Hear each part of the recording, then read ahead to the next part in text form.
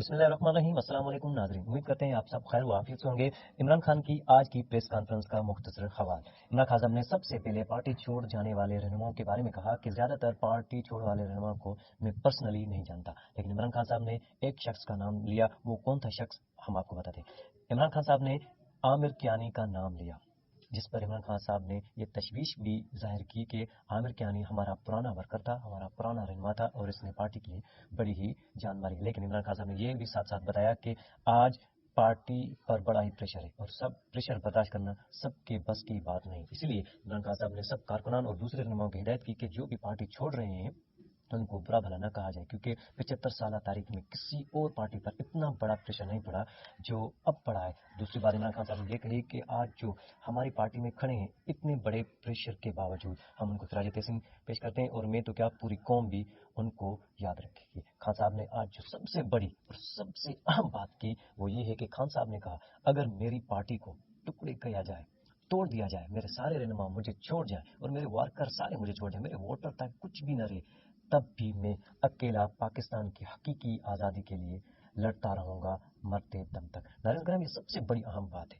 یہ سب سے بڑی اہم بات ہے۔ دیکھیں، ایک شخص جو کہ 71 سال کی عمر میں اتنا ڈٹرمائنڈ ہے، اسے کون ہرا سکتا ہے؟ اس کے اتنے ارادے مضبوط ہیں کہ وہ اب بھی کہہ رہا ہے کہ چاہے مجھے کچھ بھی ہو جائے، اکیلا ہی کیوں نہ رہ جاؤں، تب بھی میں پاکستان کی حقیقی آزادی کے لیے لڑتا رہوں گا۔ اور اس نے مثال دی کہ دیکھیں اب تک میرے اوپر 2 قاتلانہ حملے ہو چکے ہیں، ایک وزیر آباد میں، دوسرا جوڈیشل کمپلیکس اسلام آباد میں، اور یہ بھی کہا کہ آج ہمارے اور فوج کے بیچ میں لڑائی کروانے والے پی ڈی ایم کی جماعتیں ہیں، کیونکہ ان کا یہ پلان ہے کہ عمران خان صاحب اور فوج کے درمیان لڑائی ہو جائے تاکہ ان کو فائدہ ہو سکے۔ لیکن عمران خان صاحب اور فوج کی لڑائی میں صرف فائدہ پی ڈی ایم کو ہی ہے، کیونکہ وہ عمران خان صاحب کو ایلیمنیٹ اسلام آباد میں، اور یہ بھی کہا کہ آج ہمارے اور فوج کے بیچ میں لڑائی کروانے والے پی ڈی ایم کی جماعتیں ہیں، کیونکہ ان کا یہ پلان ہے کہ عمران خان صاحب اور فوج کے درمیان لڑائی ہو جائے تاکہ ان کو فائدہ ہو سکے۔ لیکن عمران خان صاحب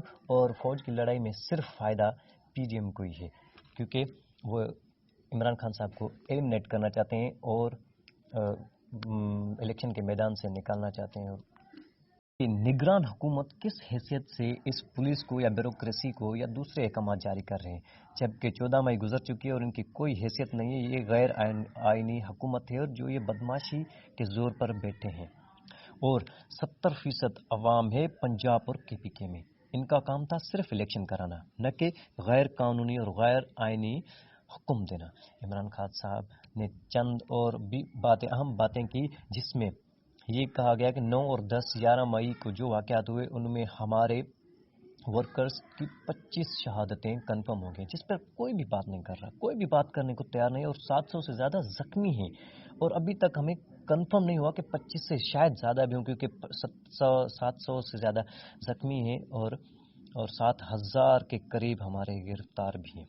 اور یہ الزام لگانے کے کور کمانڈر کا گھر کا گھیراؤ جلاؤ ہمارے پی ٹی آئی کے کارکنوں پی ڈی ایم کی جماعت کی جانب سے، کیونکہ جس طریقے سے عمران خان صاحب کو گرفتار کیا گیا تھا اس پر رد عمل آنا تھا، اور اس کے رد عمل کا فائدہ اٹھاتے ہوئے پی ڈی ایم کی جماعت نے یہ پلان کیا تھا کہ جی ایچ کیو راولپنڈی اور کور کمانڈر لاہور پر حملہ کر کے یہ الزام عمران خان صاحب کی پارٹی اور اس کو، تاکہ ان کو پارٹی کو ایلیمنیٹ اور بین لگایا جائے تاکہ میدان ان کے لیے صاف ہو جائے۔ پہلا سوال ایک صحافی کی جانب سے تھا، ذرائع سے یہ آواز آ رہی ہے کہ ایک ہائبر سسٹم لانچ کیا جائے گا جس کو 3 سال کے لیے اس ملک پہ مسلط کیا جائے گا اور 3 سال کے لیے الیکشن نہیں ملے گی۔ آپ کی پارٹی کہاں کھڑی ہے اور آپ اس پر کیا سوچتے ہیں؟ تو خان صاحب نے جواب دیا کہ آپ دیکھ لیں، تھوڑی سی عقل ہو کسی میں بھی، اگر اس سے آپ پوچھیں گے تو اس ملک کے مسائل کا حل کیا ہے، کہ وہ جواب دے گا صاف اور شفاف الیکشن۔ یہ الیکشن کے سے بھاگ ہی نہیں سکتے، کیونکہ الیکشن ہی ہر مسئلے کا حل ہے۔ کیونکہ بلوم برگ نے کہا ہے کہ آج ہماری اکانومی اتنی کرائسس اتنے بڑھ گئے ہیں کہ بلوم برگ نے کہا کہ سری لنکا سے بھی زیادہ ہمارے برے حالات ہیں۔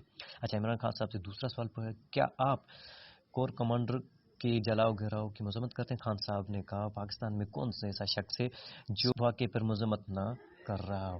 اچھا، خان صاحب نے سمپل سا جواب دیا۔ خان صاحب سے پوچھا کہ کیا آپ کو لگتا ہے کہ آپ کو حکومت پنجاب اور کے پی کی حکومت ڈسالو نہیں کرنی چاہیے تھی اور حکومت میں بیٹھ کر ایک منظم طریقے سے اپنے تحریک جاری رکھنی چاہیے؟